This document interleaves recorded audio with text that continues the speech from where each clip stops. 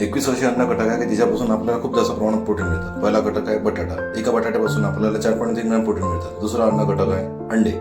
एका अंड्यापासून आपल्याला 6 ग्रॅम प्रोटीन मिळतात. तिसरा अन्न घटक आहे आपला टोफू पनीर.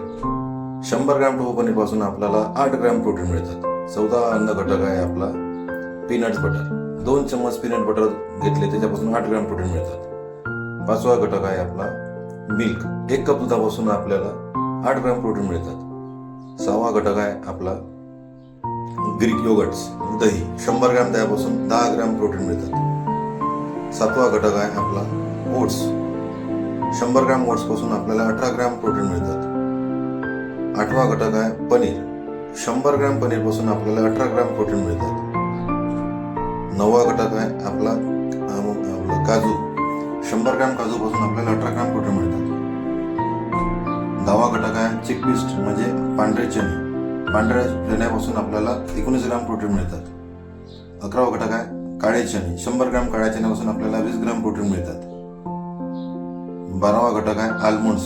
100 ग्रॅम बदामापासून आपल्याला 21 ग्रॅम प्रोटीन मिळतात.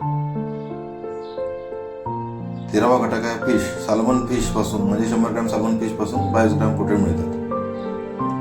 14वा घटक आहे राजमा. 100 ग्रॅम राजम्यापासून आपल्याला 24 ग्रॅम प्रोटीन मिळतात. 15वा घटक आहे मूग. 100 ग्रॅम सगळे मुगापासून 24 ग्रॅम प्रोटीन मिळतात. 16वा घटक आहे पीनट्स, शेंगदाणे. 100 ग्रॅम शेंगदाण्यापासून 26 ग्रॅम प्रोटीन मिळतात. 17वा घटक आहे लेंटिल डाळी. आपल्याला 100 ग्रॅम डाळीपासून 26 ग्रॅम प्रोटीन मिळतात. 18वा घटक आहे आपल्याला मटन. बकऱ्याच्या मटणापासून 100 ग्रॅम मटणापासून 27 ग्रॅम प्रोटीन मिळतात. 21वा घटक आहे चिकन ब्रेस्ट.